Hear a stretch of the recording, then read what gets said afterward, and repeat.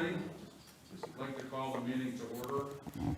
This is the Planning and Zoning Commission meeting of October 12th, 2021. Mr. Wine. We'll call the members. Holen, Present. Kaplan, Lemaire, Present. Lucas, Present. Miles, Present. Miller, Present. and Wyman. Present. You have a quorum. And we'd like to start with the Pledge of Allegiance. I pledge of allegiance to the flag of the United States of America and to the republic for which it stands, one nation, Under God, indivisible, with liberty and justice for all.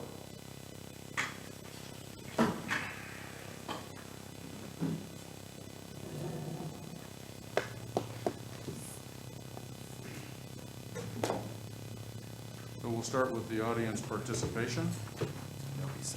Nobody signed up. Does anybody want to speak? Okay. Next item is consent agenda. Approval of the minutes for the meetings of September 14th, 2021. Voice vote. All in favor? Aye. All opposed? Somebody needs to make a motion and a All second. right, okay, sorry. Move approval of a consent agenda. Second. Motion's been made and seconded. All in favor? Aye. All opposed? The motion passed. Next item is unfinished business. Vacation of the city's interest, if any, in the bridle path easements on number 2 and number 4 Canito Lane. Turn it over to Jay. Good evening, Chair Lemaire, members of the commission. Before you this evening is an application from the Theory O'Leary Living Trust requesting the vacation of the city's interest, if any, in the bridle paths on 2 and 4 Canito Lane. This is a continuation from the September 14th meeting of the commission. The applicant is seeking formalized vacation of the city's interest in these easements in an effort to remove any encumbrances that they may create ambiguity, there we go, on the title of these properties. Staff will take the recommendation of the Planning and Zoning Commission and the Parks, Recreation and Trails Commission to City Council for a final determination at a public hearing. At this time, the applicant will make a presentation to answer any questions that were raised from the commission at the September 14th meeting. I will turn it over to Amy Brima, representative for the applicant.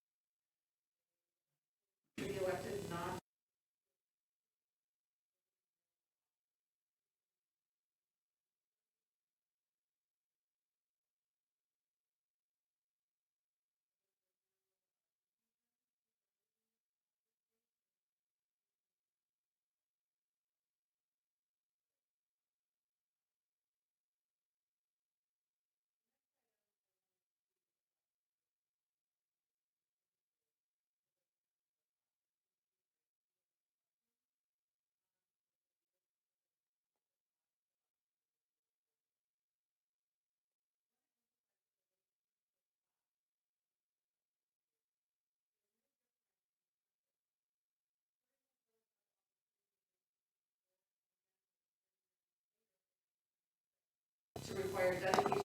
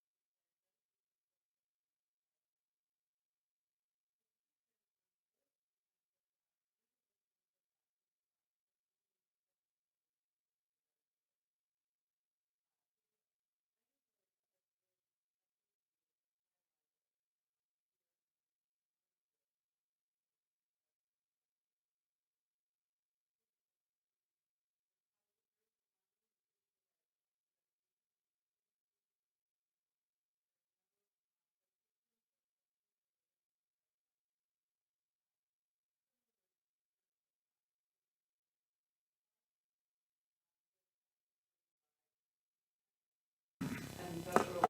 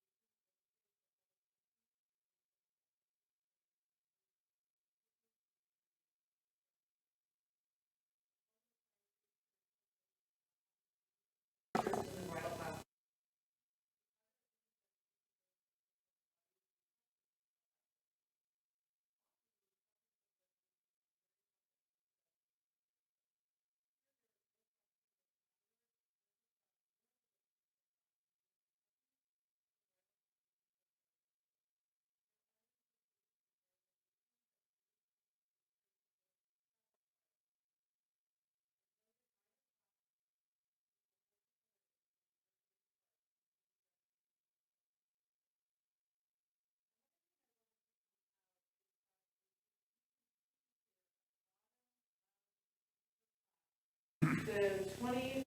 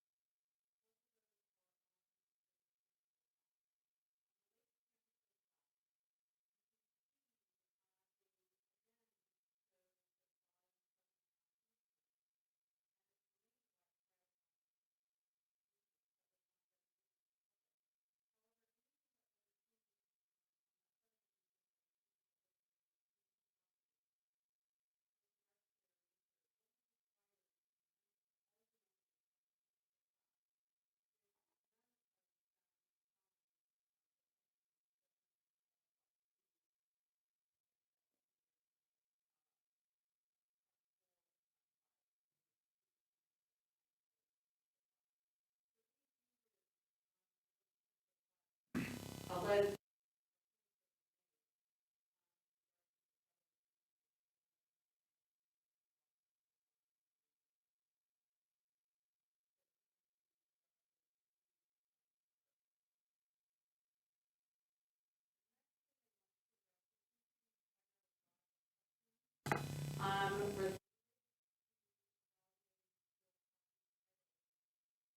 With regards.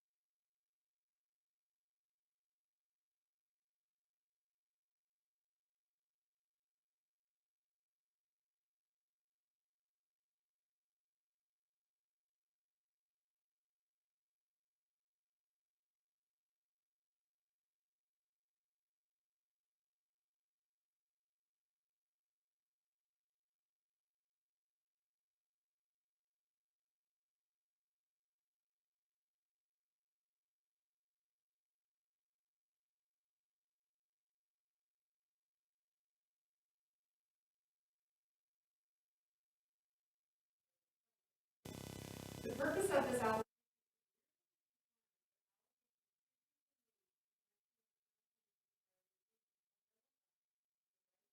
title for interest.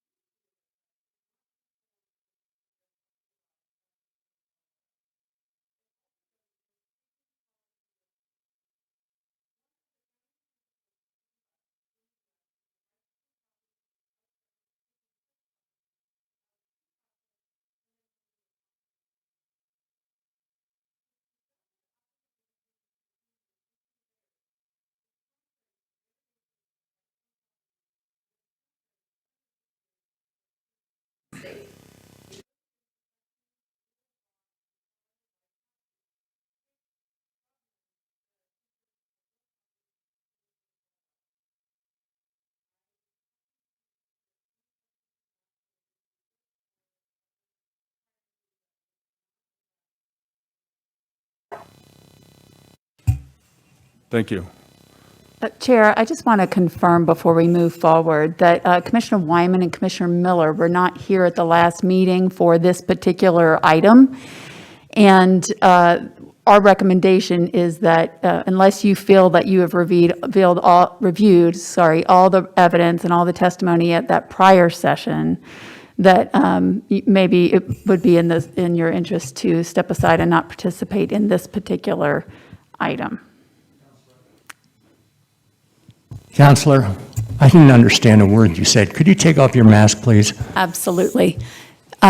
Because you were absent and Commissioner Miller was late and missing a large part, as I understand it, of the prior meeting on this item that was continued, our feeling is that it is not appropriate for you to weigh in and make a decision on this recommendation unless you have reviewed all the packet materials and the video so that you are as fully informed as the other members on the commission for this item.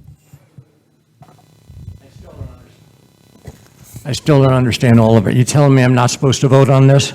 We're not supposed to ask questions? Unless you have reviewed all the material and have reviewed the video and streaming of the prior testimony at the prior meeting.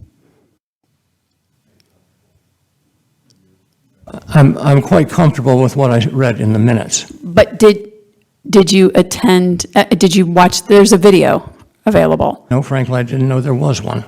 Okay, well then, it's our recommendation, and then Commissioner Miller, I think we've heard from you as well. Okay, you're going to abstain from this matter, and our recommendation, Commissioner Wyman, is that you do the same. And if I decline to do so, what? It will be my advice that the commission move forward without accounting for your vote on this matter. Okay, thank you.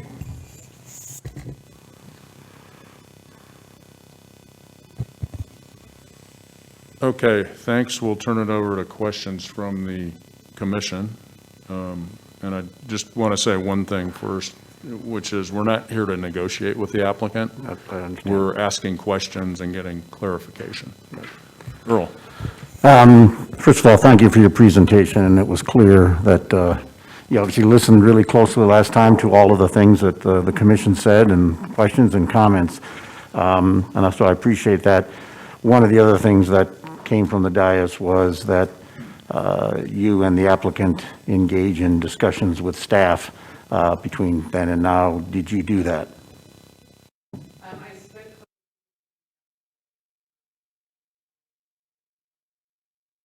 Nearly related. My question was. Yeah.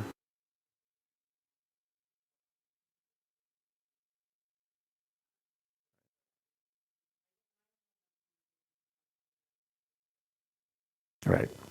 So the answer to my question is no. Thank you. With regard to your comments, with regard to what Mayor Stewart said, it sounded as if you were saying Mayor Stewart was rendering an opinion in that article as opposed to just a recitation of the facts presenting in the crier.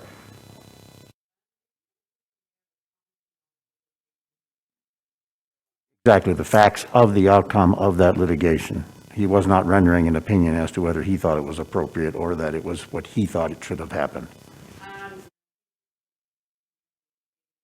Right. Right. It was just a recitation of the facts as of that point in time.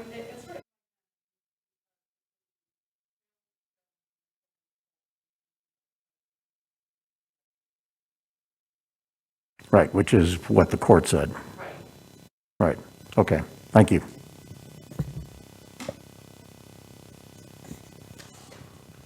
Any other questions? Nope. Okay, thank you. Appreciate your time. Next, we're going to turn it over to staff for staff's report.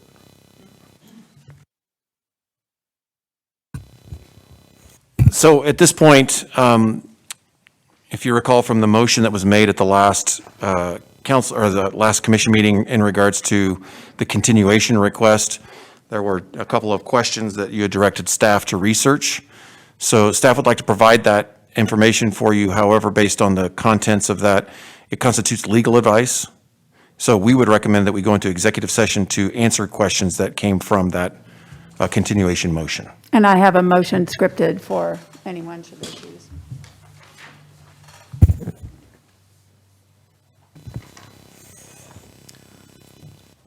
I move to go into executive session under section 24-6-402, 4B, Colorado revised statutes to receive legal advice on specific legal questions regarding the petition to vacate the city's interest, if any, in the bridle path easements on 2 and 4 Canatu Lane. Motion's been made and seconded. Any discussion? Take a vote. All in favor? Roll call. Well, in this case, I recommend a roll call, yep. Ethan? Holland? Aye. Kaplan is absent. Lemaire? Aye. Lucas? Aye. Miles? Aye. Miller is abstaining. And then Wyman? Motion passes. Yes.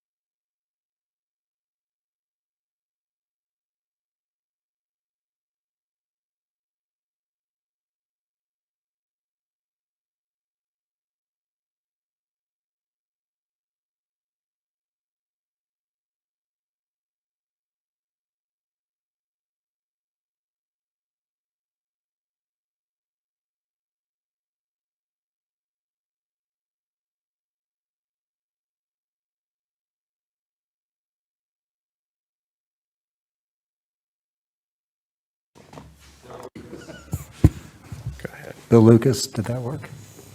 Mike Lemare, Britta Niles. Emily Black. Jay Goldie. Kathy Guckenberger. Paul Workman.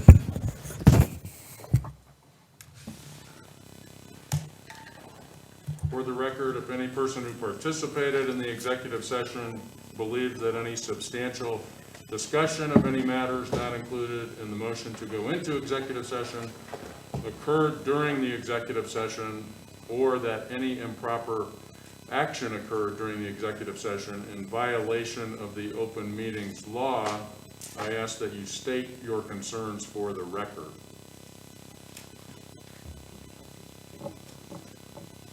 No concerns. So we'll continue with the meeting.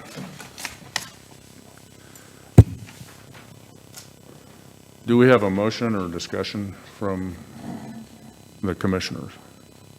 I think we're ready for a motion, if somebody would like to make one. Well, I'll make a motion. I reluctantly, and I want that on the record, move to recommend to City Council that the city approve the vacation of the city's interests, if any, in the bridle path easements on 2 and 4 Canito Lane as depicted in the vacation petition. Do we have a second? A second. The motion's been made and seconded. Do we have discussion?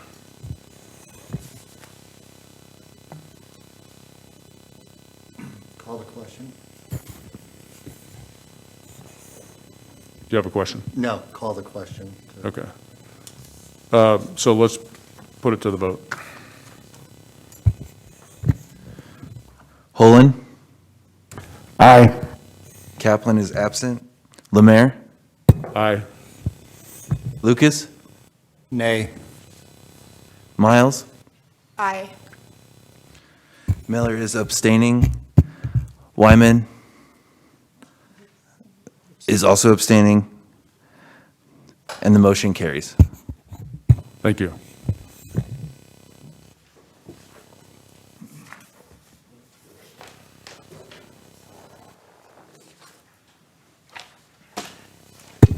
New business. Yeah, thanks. Cherry Hills Country Club floodplain variance, Paul Workman, Senior Planner. Go ahead, Paul. Good evening, Chair Lemaire and members of the Planning and Zoning Commission. It's nice to be here in front of you this evening. This has been a run of a few months, so it's been nice to actually get to know you folks. The applicant this evening, Cherry Hills Country Club, has submitted the floodplain variance application before you tonight. I, as staff, will be doing the majority of the presentation. However, we do have representation from Kimley Horn, our contract engineering consultant. Mr. Will Wilhelm is also here to answer any questions that the commission may have. Also, please note that the applicant has provided the necessary affidavits verifying that all public notification requirements have been met. I'm sure most of you, if not all of you, know where the country club is located, but for the benefit of those new to the community, it is located generally northwest of here. It is bound by University to the east, Quincy to the south, and then surrounded in the balance by single-family detached homes. Site itself is roughly 180 acres in size. The site is encumbered by 2 separate floodplains. Greenwood Gulch is located on the north side of the property, and the Little Dry Creek floodplain is located on the south side of the property. The scope of the work for this application is only within the Little Dry Creek floodplain, again on the south side. That scope includes 3 things. First is some bank modifications by increasing the slope of the bank and allowing vegetation rather than the hardscape improvements. This will help decrease erosion. Second is that channel alignment will be slightly modified to create a more meander and to be consistent with historical channel locations. And the third component of the scope is the replacement of some pedestrian cart bridges based on their age and potential impacts to the floodplain. This image, again, was included in your packet this evening. This image is intended to illustrate, at least in one location, as to how the applicant proposes to horizontally lengthen the slope of the bank i.e. soften it, to accommodate vegetation and reduce erosion based on the configuration of the existing bank slope. So in this image, the existing slopes are the lighter gray shade, much more vertical than the dark black lines, which are softer and again include more of a horizontal slope. That's more conducive to the growth of vegetation than the hardscape that's currently out there. These are images that show typical construction for the new cart and pedestrian bridges. The cart bridge is on the top of the screen and the pedestrian bridge is on the bottom of the screen. I would like to take a moment and quote from the applicant's narrative, which is several footpath bridges and cart bridges will be removed due to age and replaced with updated designs that are focused on reducing local erosion and that pose less floodplain impact risk during large storm events. These bridges will be very similar in size, configuration, and aesthetic to the existing bridges currently on site. End quote. So like most other applications that come before you, there are specific approval criteria that the applicant must demonstrate through the process that Planning and Zoning Commission must use to make your recommendation, and that City Council will ultimately use to make their determination related to this application. The floodplain variance criteria are located in a few different sections in our code. They were detailed in your staff report for this evening, and staff will briefly run through these.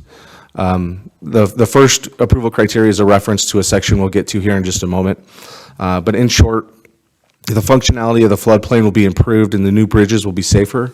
The proposal is the minimum to achieve that goal. There's good and sufficient cause to increase bank stability and replace the existing bridges. By not granting the variance, there would be required continued intense maintenance of that area, creating an exceptional hardship. And the applicant has provided a no-rise certification certifying that the base flood elevations will not change based on the scope of work. The fourth one on this requires notification that if it's approved that the city will notify them that they may be subject to increased flood insurance rates. These structures are not insured, so we'll provide them a letter of approval, but there's no need to notify them of potential increase for insurance. The next section of code that has some approval criteria are really two technical criteria. One, that the Arapahoe County Stormwater Management Manual and the criteria of the Mile High Flood District have been met. Kimley Horn, our consultant, has reviewed all of the application materials and determined that they meet those two standards. And again, excuse me, that again, Kimley Horn has reviewed the plans for the bank stabilization project.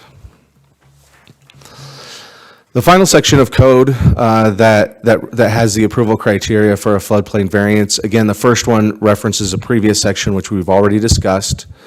And then number two actually has a laundry list of other items that are to be considered. If you look at the very first sentence of number two, the following relevant factors are considered, and then it goes into the list there. Staff did take those into consideration to determine that there's no change to the danger to life and property as a result of the work.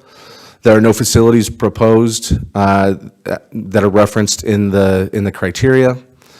The design of the structures are signed off by two professional engineers registered in the state of Colorado and reviewed by Kimley Horn, who are also registered engineers here in the state of Colorado. There's no change to the existing use of the property. There's no change to safety of access. There's no change to the cost of providing governmental services. The applicant has provided a no-rise certificate, and flow conditions will generally match their existing conditions. H is not applicable as this is not a waterfront location, as much as I'm sure the country club would like that. Letter I, the structures must be placed in the floodplain as they are intended to provide crossings of that floodplain for those individuals that are partaking in golf on the facility. And J, the continued use of the property as a golf course is consistent with the master plan as currently constructed. So with that and that analysis, staff is recommending that Planning and Zoning Commission recommend to City Council via the motion I move to recommend to City Council approval of the request by the Cherry Hills Country Club for a floodplain variance based upon the based upon the finding that the approval criteria have been met as set forth in the staff report and the evidence presented, subject to one condition. That condition is that at the conclusion of the project, the applicant will provide as-built drawings to ensure that construction was consistent with the approved plans. And that would conclude staff's presentation. However, I'm certainly available for any questions you all may have. And again, Mr. Wilhelm from Kimley Horn is available for most of the technical questions that you all would have. Thank you, Mr. Workman. Any questions from the commission? Earl? And the new bridges, and it says so in here, but just to confirm, they're essentially going to be more or less the same size as the existing ones. They're just improving them from a structural perspective, but no enlargements. That's correct. Because that is the one thing, everything else in here seems right to me. The one thing that the master plan does do is it discourage new structures or improvements to existing structures within the floodplain. My sense is that improvement to existing structures is enlargement. That's probably what the reference is to, and so we're not doing that here. That's generally been the interpretation. Generally, when folks intend to increase the safety of an existing structure by either alteration or repairment, that's generally viewed favorably. Any other questions? Well, most of the questions I have, I think, will be more of a technical nature. Is erosion a problem at present?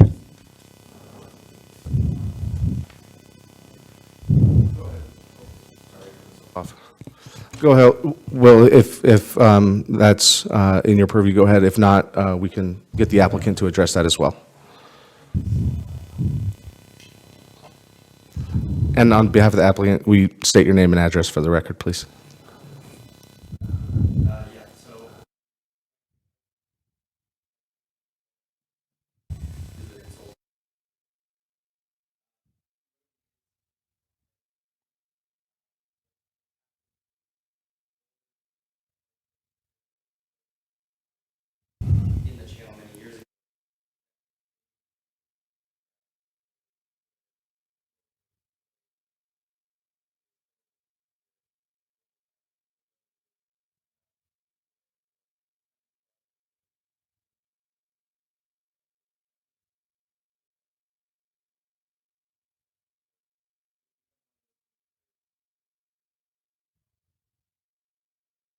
Has it only been lateral erosion, or has there been some down cutting too?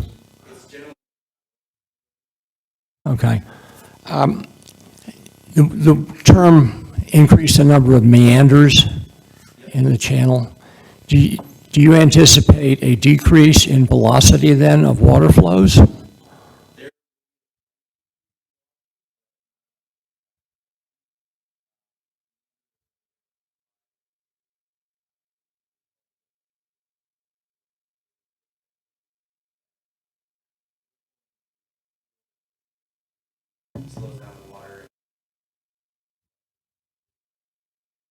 When the figures show that the banks will have a reduction in their grade on them, be more spread out, in order to facilitate the growth of grasses, et cetera. How long does it take for those grasses to take root and stabilize the banks?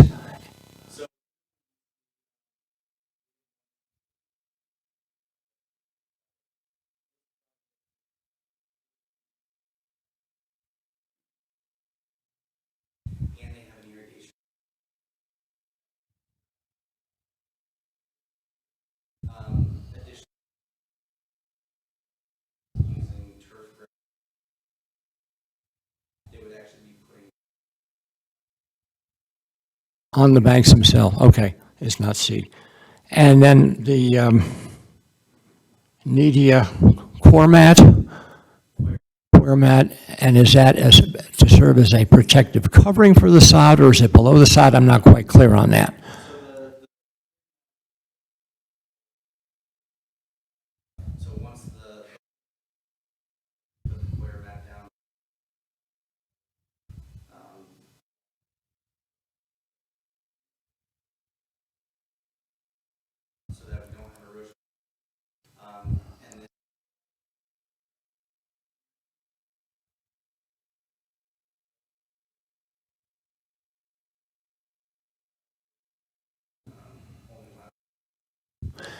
Now, with the current channel, if you get a 100-year flood, you're talking somewhere around 2,000 CFS, right?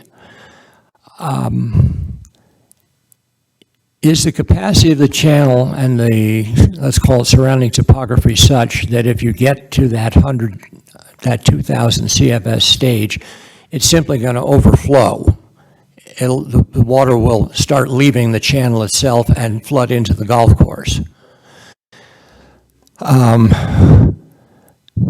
Would that lead to a decrease in the velocity of the flow? If you get to 2,000 CFS, as the channel fills up, I assume that velocity is going to increase. But once it jumps the banks, it's pretty much peaked. That it's not going to start tearing out the banks.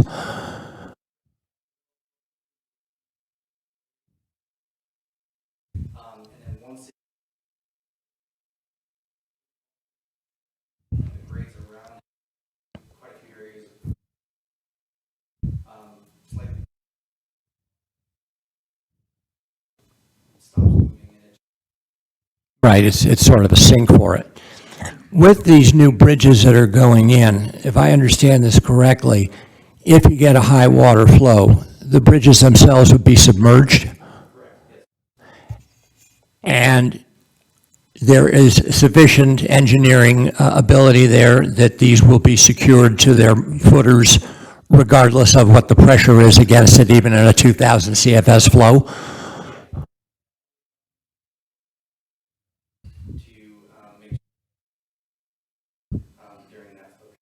Okay. Based on some of the elevations, drawings, whatever you want to call it, it looks like there's some fairly large trees in proximity to the creek. With all this construction work going on, is there any concern there would be damage, say, to roots, particularly on cottonwoods, which have a tendency to go a long, long way? Right, so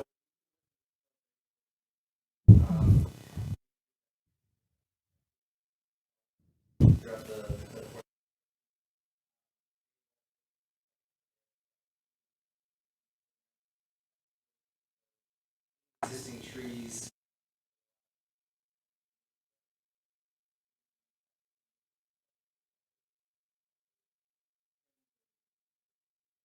So we don't anticipate. Okay, thank you. Thank you, Mr. Wyman. Any other questions or comments from the commission? If not, would somebody like to make a motion?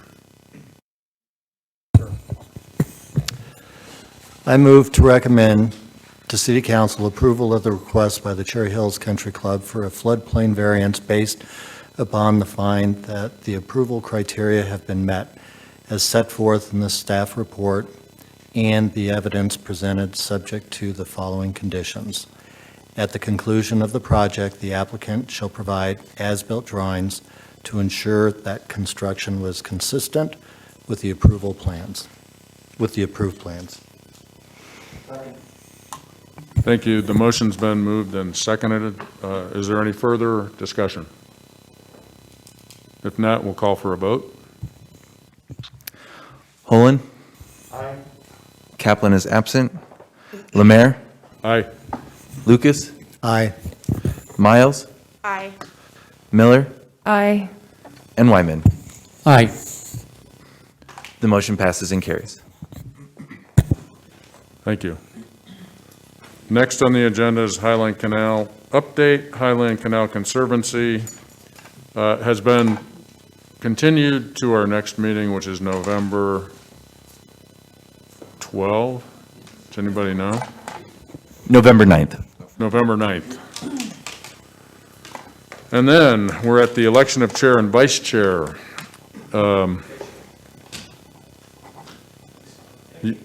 Take care, guys. Thanks. Ethan. Sorry, one moment. He had it all ready to go, and then I accidentally closed it on him, so you can blame me.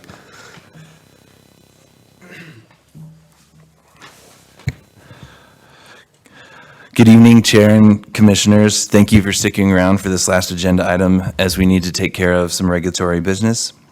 The subject we're talking about is the Planning and Zoning Commission Chair and Vice Chair election.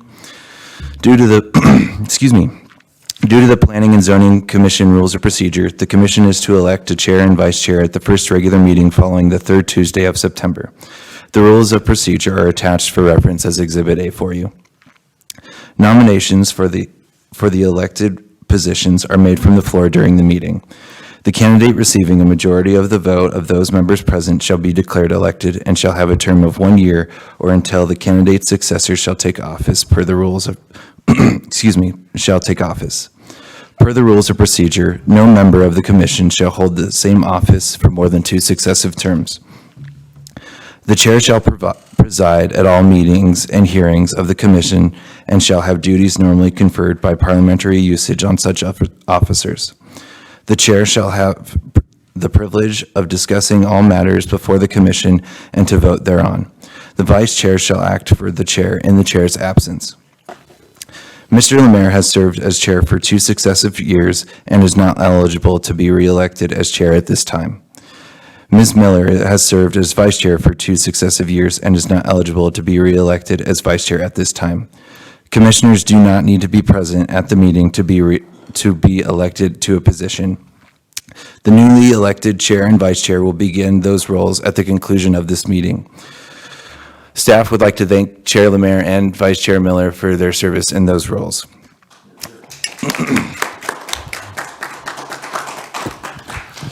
I would like to just jump in there and say, you know, being relatively new to the community, I've been a part of a lot of planning and zoning commissions and board of adjustments and things like that. And this one operates more efficiently and more thoughtfully than most other ones I've seen.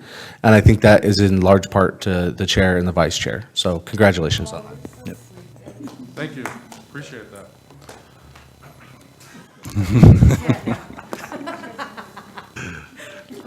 No pressure on whoever's next. Yeah. Okay, so I guess we need some nominations. Yep, now you can nominate people from the floor and have discussion. Okay. Can we go nominate chair and then vice, or vice and then chair? How do you prefer? That's up to you guys as a commission, but I do recommend doing one or the other first. So focusing on chair and then focusing on vice chair, or vice versa. So the chair can't choose their vice chair? Oh, shoot. Okay, well, I'd like to nominate Bill Lucas for chair. I'd like to nominate Mr. Holland. Mr. Holland for vice or chair, whatever. I Vice? think we should, I would say Chair? let's conclude the chair portion first, and then we Okay. can move on. Yeah. Okay. And do we want a second? I second Bill Lucas's nomination. I third. All in. 4th, 5th. Okay, so we should say we have a motion and a second. Correct. Okay. Any discussion? Any character references here? Let's not go there. Okay, very good. The vote? Ethan? I'm sorry, did we have a Bill Lucas motion? for chair, we're going to vote on that. And did we have a motion for chair? I apologize. It's been moved and seconded. Thank you, I apologize. Holland? Aye. Kaplan is absent. Lemaire? Aye. Lucas? He has to recuse. Okay. Miles? Aye. Miller? Aye. And Wyman? Aye. The motion passes. Congratulations, Well, thanks. Mr. Lucas. Yay. Pass that gavel. I think we missed a year during COVID, though. Is that? Although somehow Chair Lucas doesn't have the same alliteration as Chair Lemaire. Yeah. Very good. Okay, let's move on to vice chair. He was looking at you, Earl. Do we have a nomination? I second. Who made the motion? One. Okay. Okay, the motion for Earl Holland to Yep. be vice chair has been made and seconded. Yep. Any character references on this one?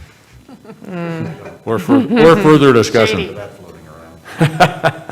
Okay, very good. Shall we have a vote? Holman? Recuse. Kaplan is absent.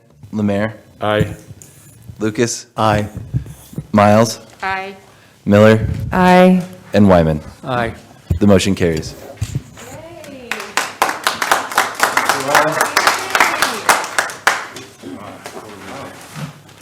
No, I'm starting to hate you and.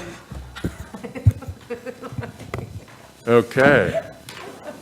Last item is reports. Do we have any reports? Members of Planning and Zoning? Okay, city staff?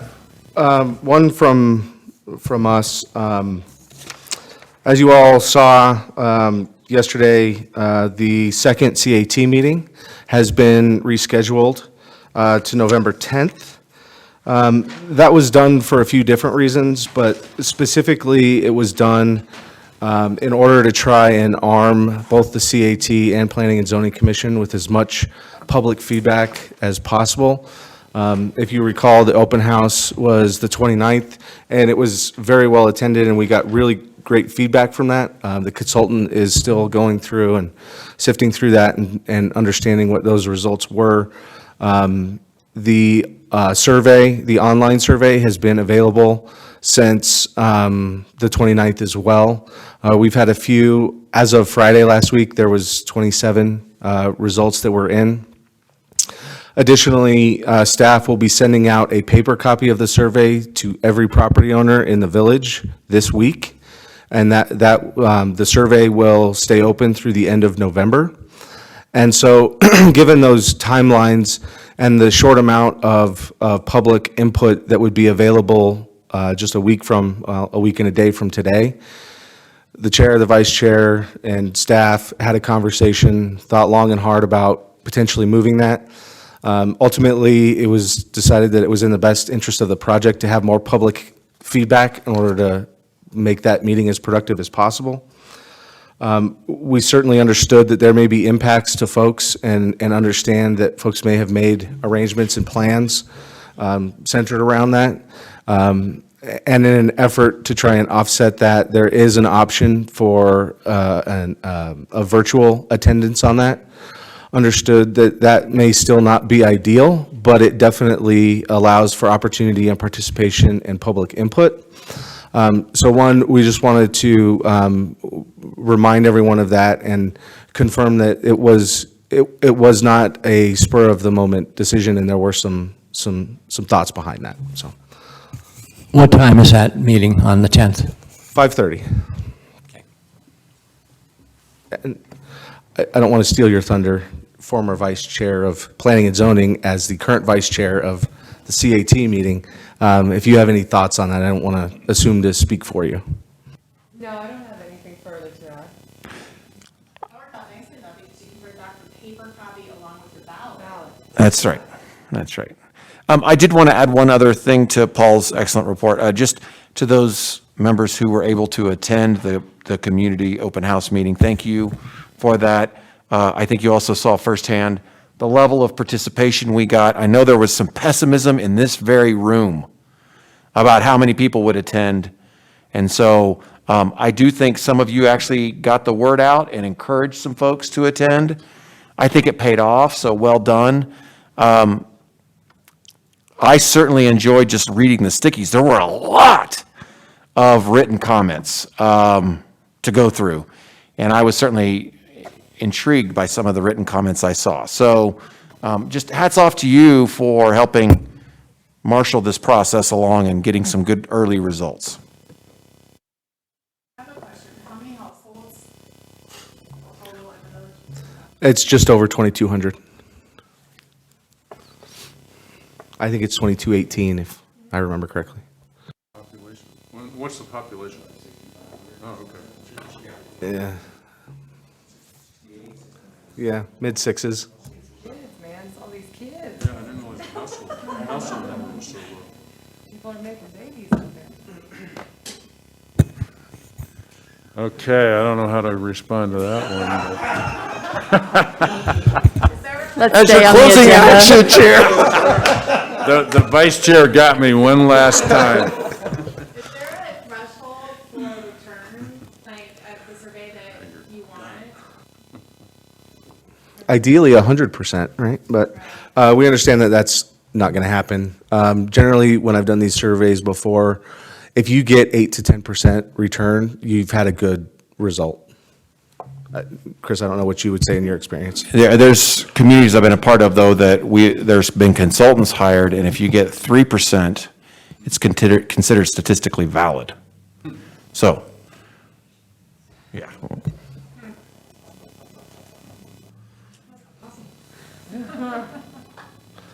So, right, if you do the math, if we get 200, that's a good result. Well, I will say that, and it was, I was pleasantly surprised at the attendance at the last one, and it surprised me. Hopefully, we're going to get more of the young folks coming out, though, because it definitely was a much older crowd, which is great, but I mean, you're Yep. going to get different responses from different levels, and hopefully, 100%. we're going to get the younger, I have a goal. I know you do, Sure. exactly. Vice, I have a goal, Vice But- Earl, I do, and, I will do my hardest in the end, okay? Can you share that with us this evening, or you'd No, rather not? because I Okay. don't want to fail. That's the point.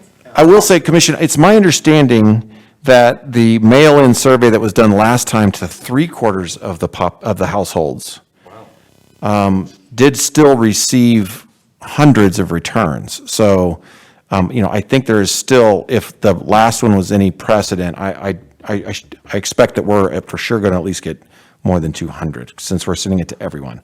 If you recall, that was, the decision to send it to everyone was yours. So, not the CATs.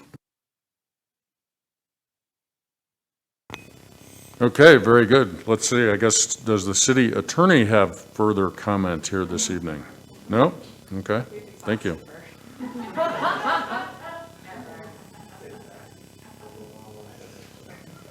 Very good. Well, thanks, everybody, for all your efforts, and I guess we'll adjourn the meeting. Meeting is adjourned.